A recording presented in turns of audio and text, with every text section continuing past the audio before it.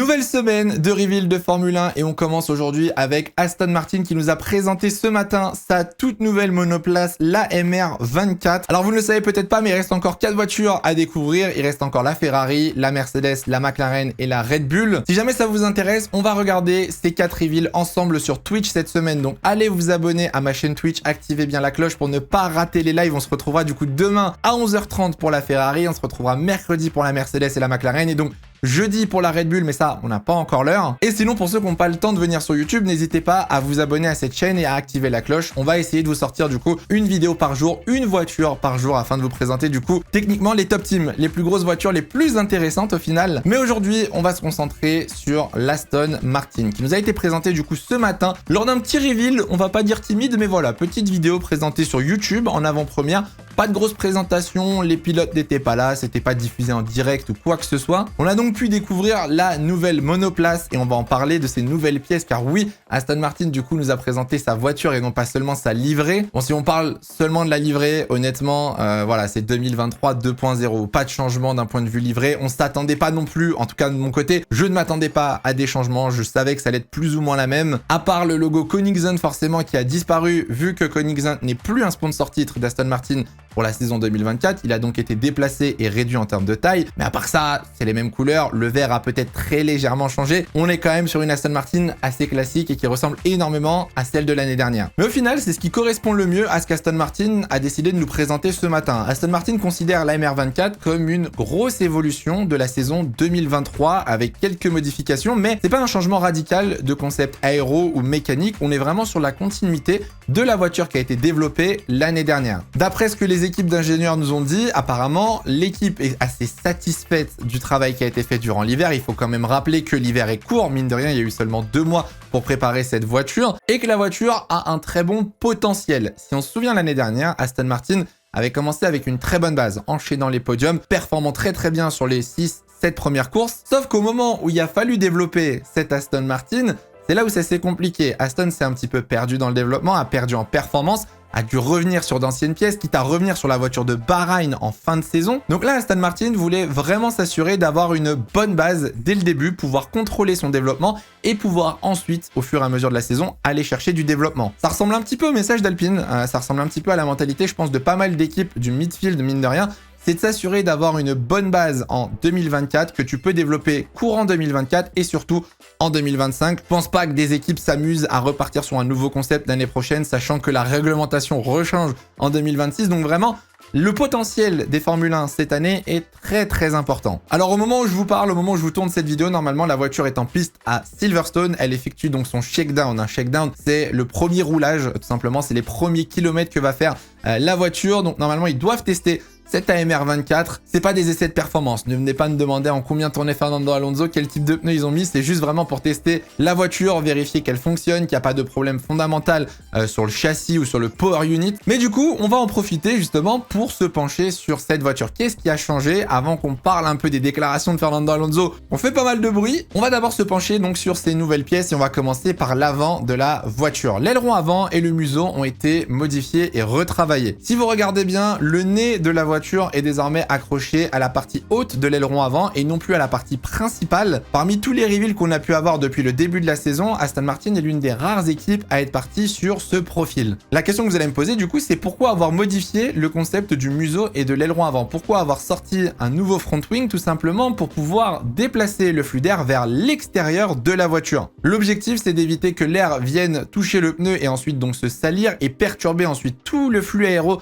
qui va passer par le fond plat, les pontons, la carrosserie jusqu'au diffuseur. Là, l'objectif, il est très simple. Avec cet aileron avant, on pousse l'air vers l'extérieur afin de ne pas perturber ce flux d'air et permettre à toutes les autres pièces du coup qui suivent derrière de pouvoir performer de la meilleure des façons. L'aileron avant en Formule 1, n'oubliez pas, c'est une partie essentielle. C'est vraiment elle, c'est la première partie qui va venir percuter l'air au final et c'est elle qui va vous dicter le point A du flux d'air. Donc si dès le début, votre flux d'air n'est pas contrôlé, si votre flux d'air ne passe pas par là où vous le souhaitez ou alors il est directement perturbé dès le début de la monoplace. C'est pas l'idéal. Donc je pense qu'Aston Martin a bien bossé là-dessus. On verra si ça porte ses fruits ou pas. Derrière, une autre nouveauté, c'est au niveau des suspensions, que ce soit à l'avant ou à l'arrière. Ce sont donc des suspensions à poussoir et ça nous donne aussi un indice, mine de rien, sur la Mercedes qui sortira donc mercredi. Williams et Aston Martin, deux voitures équipées d'un moteur Mercedes, d'un Power Unit Mercedes, équipées aussi de suspensions à poussoir à l'arrière.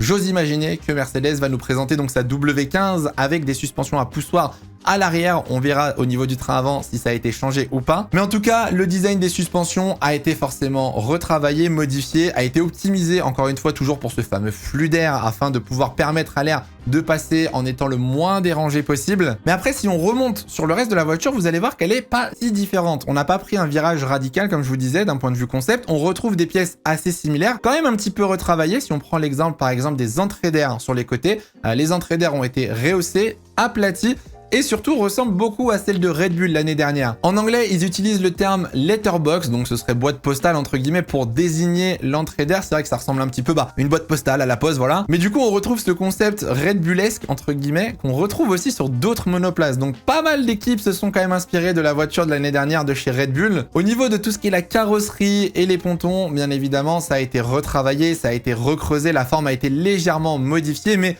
on retrouve un concept quand même assez classique, en tout cas de la part d'Aston Martin. Le fond plat, bien évidemment, comme toutes les équipes, a été aussi retravaillé. Alors, à voir, est-ce que ce sera le fond plat utilisé à Bahreïn pendant les essais hivernaux ou pendant le premier Grand Prix à la fin du mois, ou alors est-ce que c'est un fond plat entre guillemets de test, juste pour les premiers roulages? Ça, là-dessus, Aston Martin n'a pas trop communiqué dessus. Et rajouté à ça, Dan Fallows, donc le directeur technique de chez Aston Martin, a expliqué qu'il y avait un travail qu'on ne pouvait pas voir, donc forcément sous le fond plat. Là-dessus, on espère ne pas le voir parce que forcément, c'est les pièces en Formule 1 que toutes les équipes essayent de cacher. Il y a eu aussi un travail mécanique fait sous la carrosserie, apparemment le châssis a été retravaillé aussi, donc pas mal de modifications chez Aston Martin qui ont été faites et qu'on nous présentera peut-être plus tard dans l'année ou qu'on pourra peut-être voir au fur et à mesure de la saison, mais pour l'instant, voilà, à part l'aileron avant, les suspensions, la carrosserie, les pontons et le fond plat, visuellement, il n'y a pas de gros changements sur cette voiture. Moi, perso, je la trouve quand même un petit peu plus agressive. Voilà, je la trouve un petit peu plus fine et un petit peu plus menaçante quand on la regarde vraiment de près, comparée à celle de l'année dernière. Est-ce que ça va marcher? Est-ce que ça va réellement être performant?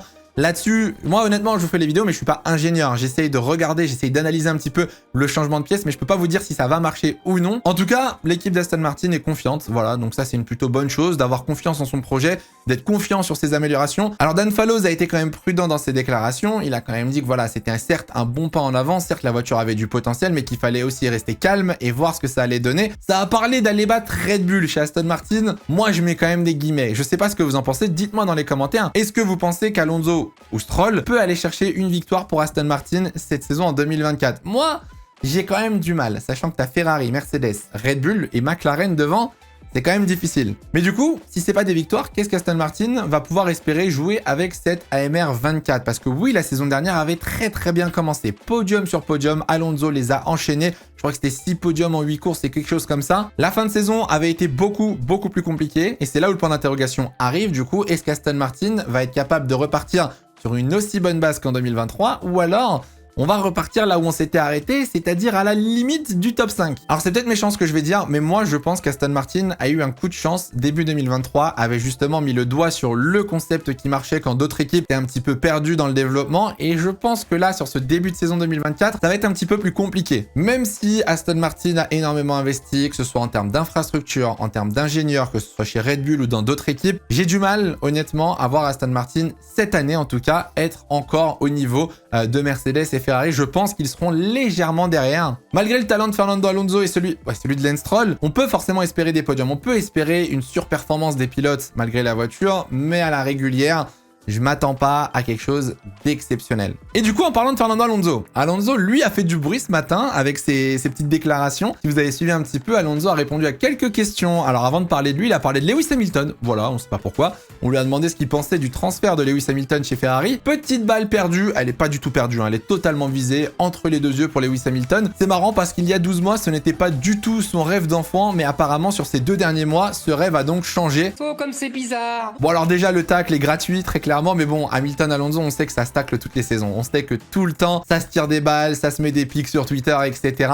Mais derrière, on lui a posé la question sur lui, son avenir. Parce que oui, Fernando Alonso, en fin de saison 2024, n'est plus lié avec Aston Martin. Du coup, on lui a demandé, bah, quel est l'objectif? Qu'est-ce qui va se passer pour la saison 2025? Alonso a répondu qu'il était le seul champion du monde disponible pour la saison 2025 et que si jamais accord il n'y avait pas avec Aston Martin, il sait qu'il serait un pilote qui intéresserait beaucoup d'écuries en Formule 1. Moi, j'appelle ça faire du pied. Moi, j'appelle ça dragouiller des autres équipes qui cherchent peut-être un pilote. Alors, ça peut être Red Bull, ça peut être Mercedes, ça peut être Audi. Dites-moi dans les commentaires où est-ce que vous voyez Alonso en 2025. Ça peut aussi être chez Aston Martin. Et c'est là où la saison 2024 va être très intéressante parce que si la voiture ne performe pas, si le projet en tout cas n'est pas ambitieux et n'est pas prometteur pour Alonso dans les 2 prochaines années, je comprendrais totalement qu'Alonso veuille partir dans une autre écurie, c'est normal. Alonso avait déclaré qu'il arrêterait la Formule 1 probablement après 2026 ou 2027, donc il lui reste encore peut-être 2-3 ans à faire, donc je peux comprendre en vrai. Pour la 33e, pour les victoires, il veut une voiture digne de ce nom pour finir sa carrière, donc j'ai vraiment hâte de voir comment Alonso va se comporter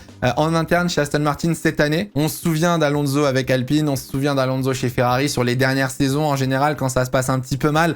Alonso, il n'hésite pas à mettre des petits pics. Donc peut-être qu'on va avoir le droit à des radios Golden cette année, faudra surveiller ça. Et de l'autre côté, bah, du garage de Stroll, honnêtement, j'ai pas grand-chose à vous dire. Voilà, le monsieur a un contrat à vie avec Aston Martin, donc il a pas réellement d'inquiétude. J'espère pour lui que ça a quand même mieux se passer que 2023. La saison 2023, à part le début de saison où il avait le poignet cassé, au final, bah, c'est là où il performait le mieux. Après ça, ça a été un petit peu compliqué pour Stroll, donc j'espère pour lui qu'il aura une meilleure saison, qui sera un petit peu plus fiable, entre guillemets, d'un point de vue résultat. Dites-moi dans les commentaires, en tout cas, ce que vous pensez, vous, de la situation de chez Aston Martin et quelles ambitions vous avez pour cette équipe en 2024. Est-ce que vous les voyez aller chercher cette victoire ou non? Moi, je vous ai donné toutes les informations qu'on avait, du coup, sur ce reveal pour l'AMR 24. On se retrouvera, du coup, demain pour la nouvelle monoplace de la Scuderia Ferrari. Rendez-vous sur Twitch, du coup, pour découvrir ça ensemble en live. Merci à tous d'avoir regardé. N'hésitez pas à mettre un petit pouce bleu si la vidéo vous a plu. Et nous, on se retrouve, du coup, dès demain pour une prochaine vidéo. En attendant, faites attention à vous, portez-vous bien, c'est le plus important. Ciao, ciao.